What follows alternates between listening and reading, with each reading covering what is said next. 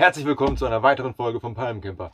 In diesem Video möchte ich euch einmal erzählen, was es kostet, wenn man ein altes Wohnmobil wie dieses hier kauft für 3.000 Euro und das wieder so weit herrichtet, dass man am Ende damit in den Urlaub fahren kann, inklusive einer H-Zulassung. Das alles in diesem Video. Ja, heute gibt es den großen Kassensturz. Ich möchte euch einmal aufzählen, was wir im Einzelnen dafür ausgegeben haben, dieses Wohnmobil wieder so herzurichten, wie es jetzt dasteht. Wer unseren Kanal noch nicht kennt, der schaut bitte erstmal in diesem Video. Da ist die erste Roomtour drin. Da habe ich mal vor, ich glaube, einem Dreivierteljahr ungefähr eine Bestandsaufnahme gemacht. Das Wohnmobil haben wir damals ganz frisch gekauft. Und jetzt sind wir gerade aus dem Urlaub aus Italien zurückgekehrt. Was in der Zwischenzeit alles passiert ist, das könnt ihr alles in unserer Playlist Wohnmobil restaurieren nachschauen. Schaut da einfach mal rein, da gibt es einiges zu sehen. Ja, wir wurden immer wieder gefragt, was kostet es eigentlich, was habt ihr dafür ausgegeben, das Wohnmobil wieder so herzurichten. Würdet ihr das wieder machen? Hat sich das Ganze überhaupt gelohnt? Wie gesagt, wir sind jetzt gerade aus dem Urlaub aus Italien zurückgekehrt und es war ein wunderschöner Urlaub. Wir hatten richtig Spaß. Das Wohnmobil ist super gelaufen.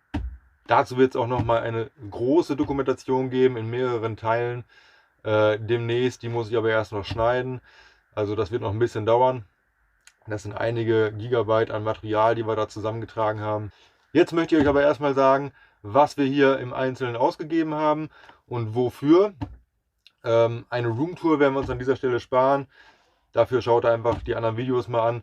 Und wie gesagt, die andere Dokumentation über den Italienurlaub kommt jetzt noch. Da seht ihr auch ganz viel von diesem Wohnmobil. Und wer uns kennt, der kennt es sowieso. Der hat es schon so oft gesehen. Alle anderen, schaut einfach mal in die Playlist rein. Da gibt es einiges zu sehen. Und dann würde ich mal sagen, starten wir einfach mit dem Kassensturz. Was hat dieser ganze Umbau hier gekostet? Punkt 1, Baumärkte. Vorrangig war ich im Turmbaumarkt und im Globus-Baumarkt. Das sind die beiden, die hier bei uns in der Nähe sind. Das bietet sich natürlich an. Da haben wir ich muss hier mal auf meine schlaue Liste schauen. Ich habe mir das hier mal zusammengeschrieben. Da haben wir im Turmbaumarkt 475 Euro gelassen. Im Globus-Baumarkt waren es 190 Euro. Dann haben wir viel im T-Docs gekauft. Teppichdomäne. Stoffe und ganz viel hier diese Holzleisten, die wir hier verbaut haben, um das Ganze ein bisschen aufzuhübschen und teilweise zu verblenden hier. Im T-Docs haben wir 485 Euro in Summe gelassen. Dann haben wir uns ein Klimagerät gekauft. Klimagerät für 95 Euro damals, sehr, sehr günstig erstanden. Und die hat uns in Italien übrigens wirklich den Arsch gerettet. Das war mega heiß da. Ohne Klimaanlage wären wir wirklich eingegangen. In unserem schmalen Alkoven oben war es sehr, sehr stickig. Trotz der Dachluke haben wir die Klimaanlage wirklich, wirklich oft benutzt und wirklich auch genossen. Dann haben wir Reifen gekauft für 100 Euro insgesamt. 2 Stück waren das. Ikea 170 Euro. Dann kam der TÜV. TÜV mit H-Zulassung und allem, was dazugehört, 180 Euro. Die Zulassung beim Straßenverkehrsamt, 50 Euro. Schrottplatz für die Leuchtweitenregulierung, nochmal 50 Euro. Die Rollos, alle, die wir neu gemacht haben, zusammen 60 Euro. Dann haben wir ganz viel auch bei eBay gekauft. Ganz viel Kleinkrams, was man sonst so schwierig bekommt. 546 Euro. Amazon 544 Euro. Könnt sehen, das war so ungefähr Hälfte. Markise 100 Euro. Günstig, gebraucht, geschossen. Dann ganz, ganz viel im Action. Campingausstattung und so Kleinigkeiten auch, was man halt so braucht. 255 Euro. Dann haben wir uns ein Drehzahlmesser zugelegt. Der kostete nochmal 25 Euro.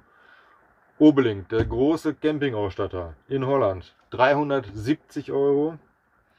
Dann haben wir Stuckobleche verbaut, vorne am Alkoven und hinten am Heck.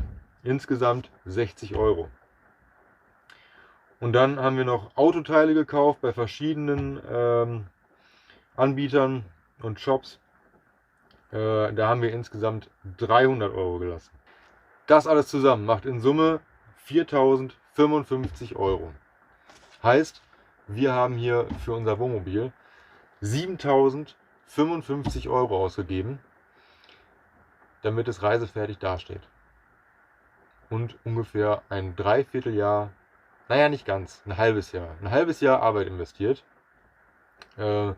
Immer nachmittags und wochenendweise haben wir hier dran gearbeitet und ja, die vielen Wasserschäden, ihr kennt sie noch, alle beseitigt, und dann irgendwann ging es daran, hier den Innenraum umzugestalten und irgendwie brauchbar zu machen. Das Badezimmer wurde komplett neu gemacht. Schaut da einfach rein in die Playlist Wohnmobil restaurieren. Ich habe auch alles, was wir hier irgendwie verwendet haben, in den Videobeschreibungen verlinkt. Da könnt ihr mal gucken, wenn ihr euch irgendwas gefällt, da schaut da mal rein.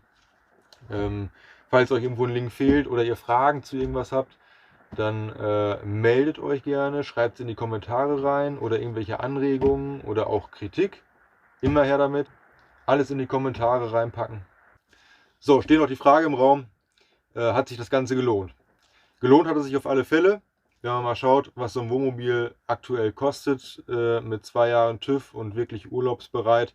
Ich denke, da gibt man deutlich mehr als 7.000 Euro für aus. Klar hat man dann keine Arbeit damit, aber mir hat das Ganze natürlich auch Spaß gemacht. Und von daher hat es sich auf jeden Fall gelohnt. Würden wir das Ganze nochmal machen? So schnell definitiv nicht. Wir sind jetzt froh, dass wir damit durch sind und das genießen können, dass wir jetzt so ein fahrbares Wohnmobil hier haben. Also in nächster Zeit würde ich das nicht nochmal machen, aber ich würde es auch nicht ganz ausschließen, dass ich es nie wieder mache. Wir haben jetzt hier für 7.000 Euro ein fahrbares und urlaubsbereites Wohnmobil stehen. Und wenn man mal ehrlich ist, günstiger kann man gar nicht ein Wohnmobil fahren. Wir haben hier das H-Kennzeichen dran, wir haben die Oldtimer-Versicherung, wir zahlen extrem wenig Unterhaltskosten für dieses Fahrzeug jetzt und können es einfach nur genießen, damit loszufahren. Wenn ihr noch irgendwelche Fragen habt zu der Kostenaufstellung hier oder sonst irgendwelche Dinge wissen möchtet oder Infos braucht, schreibt es bitte in die Kommentare rein. Ansonsten sage ich jetzt recht herzlichen Dank für eure Aufmerksamkeit und bis zum nächsten Mal beim Palmcamper.